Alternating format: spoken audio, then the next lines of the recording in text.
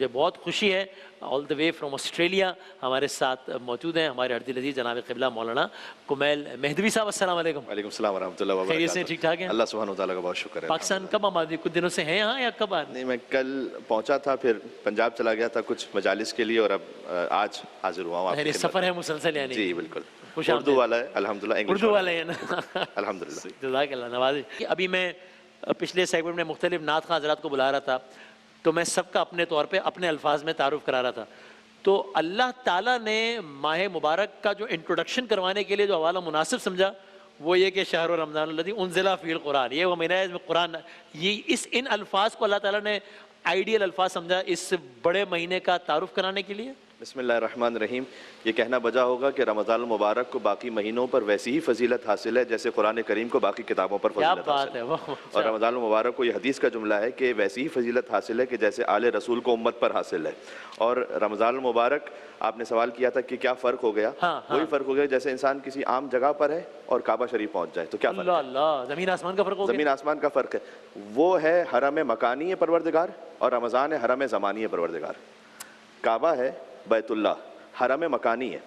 تو جب حرم میں پہنچتے ہیں تو حرم کے کچھ آداب ہوتے ہیں. صحیح ہے. لیکن حرم زمانی کی خاصیت یہ ہے کہ حرم مکانی کے لیے آپ کو جانا پڑتا ہے، حرم زمانی خود آپ کے پاس چل کر آتا ہے. اور اس وقت ساری دنیا حرم زمانی میں. واہ واہ واہ. بیک وقت کعبۃ اللہ میں لوگ پہنچتے ہیں، بڑے خوش نصیب ہوتے ہیں. وہ جا کے سفر کرتے ہیں تو وہ 1 لاکھ ہوں گے، 2 لاکھ ہوں گے، 10 لاکھ ہوں گے، 20 لاکھ ہوں گے. لیکن حرم زمانی پروردگار اس پہ ساری دنیا ہے اس وقت. کیا بات ہے.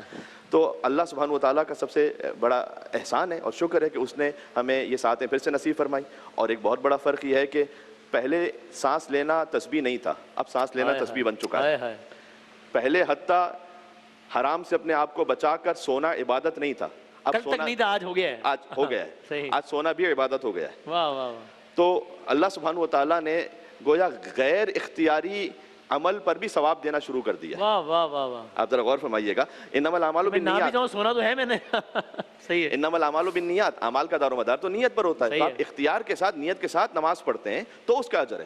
لیکن سانس لینے میں تو کوئی نیت نہیں لینی ہے، وہ تو لینی لیکن اللہ غیر اختیاری عمل پر بھی ثواب دینے کو تیار ہے. سبحان اللہ. تو جو نیت اور اختیار کے ساتھ عمل ہوگا اس کی منزل کیا ہوگی. واہ واہ واہ. تو یہ اتنا بڑا آج جو سفر شروع ہو رہا ہے ہمارا 30 دنوں کا، اتنا فرق ہے. تو اللہ سبحانہ وتعالیٰ کی نعمتوں میں سے. اور اللہ سبحانہ وتعالیٰ نے رمضان میں روزے فرض تو کیے، لیکن جو تعارف ہے ابھی جو بات ہو رہی تھی کہ شہر رمضان الذی انزل فیہ القرآن، تو رمضان کا جو تعارف کروایا وہ اللہ تعالیٰ نے یہ نہیں کروایا کہ رمضان وہ کہ جس میں روزے فرض کیے گئے، رمضان وہ کہ جس میں قرآن نازل کیا گیا. روزہ فرض کرنے کی آیت الگ سے، یا ایھا الذین آمنوا کتب علیکم الصیام کما کتب علی الذین من قبلکم لعلکم تتقون. رمضان مبارک میں ایک آیت کو پڑھنا پورے قرآن کے برابر ہے. یہ بھی ایک فرق ہو گیا، یعنی ایک سطر پورے قرآن کے برابر ہے.